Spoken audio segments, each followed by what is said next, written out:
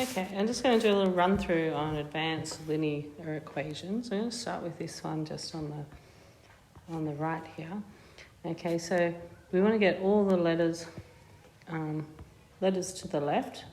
You could also move this one if you want to. So if you move that one, see how it's minus x, 10 plus x. You could maybe get all the letters to the right, because if you add x to both sides there, it's going to simplify it a little bit. So it'll be like 2x and you get rid of your negative. And then we want to get rid of the plus 10 there. So we minus 10 because we do the opposite in sign. So then you end up with 2x equals minus 20.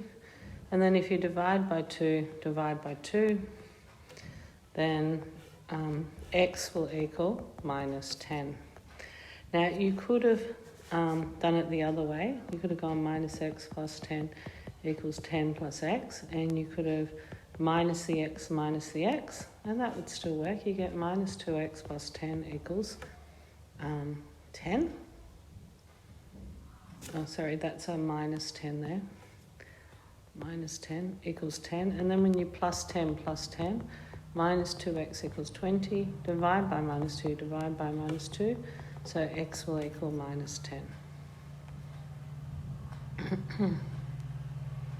Okay, so I'm just going to look at this one here. So we're looking at that one. So when you get these, you notice a couple of things. You notice that there is a common a here. So if you look at that, basically the idea is you've got to group all of the a's together. So you've got that a, you've got that a, and you've got that a. So before you even start, it's a good idea, because these a's are on the same side, just to simplify it and just neaten it up a bit so that it's a normal equation. So 1a plus 7a is 8a, and once you've done that, you've simplified it. Now we've got to try and get all the a's to one side. Now I'm actually going to plus the 350a, because if I do that, I'm going to get a positive a on the right hand side, which is probably better than a negative. It doesn't make that much difference, but it does make life a little bit easier.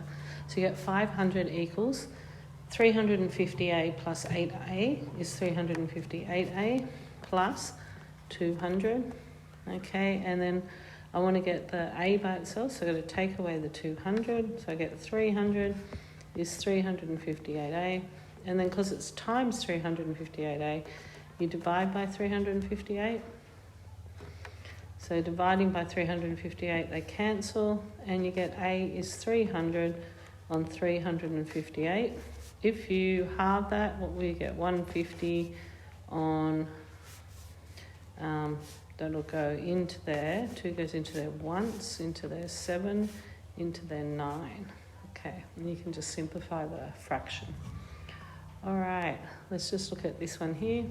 So once again, you look at the a's. So we've got 11a here and 44a there. So I'm going to move the 11a, because that way then I'll get like a positive. So it's 55a minus a half equals 33. That half there, that 2, you could get rid of that if you wanted to by multiplying everything by 2. Sometimes that's easier, because then you just get rid of your fractions. You don't have to do that though. You just have to, that way you can just deal with fractions. 2 times a half is 1, and then times 2 is 66. So then add 1, just simplifies it, and then you get 67, and then divided by 110. So a is 67 on 110. All right, looking at this one here. So once again, what I want you to do is just to focus on all the c's. Now, when they're on the same side, which is this one here, you should collect the like terms together first. So if you add those together, you get 2 minus c equals c plus 5c is 6c minus 3. Okay, now I'm now going to solve that. So I go plus c, cancel. 2 equals 6 plus c is 7c, 7c minus 3, plus 3. So you get 7c, because they cancel out, will equal 2 plus 3 is 5. That's times 7, so divide by 7. So c equals 5 over 7. Okay, and this one here, so looking at the like terms, I'm going to get the plus 5d and add that to both sides, because that way I get rid of the negative. So you get 12 equals 5 plus 5 is 10d minus 12.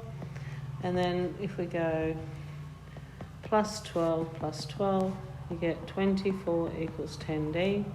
That's times 10d. Then divide by 10. So d is 24 on 10. So d is 12 on 5 if you do it in half.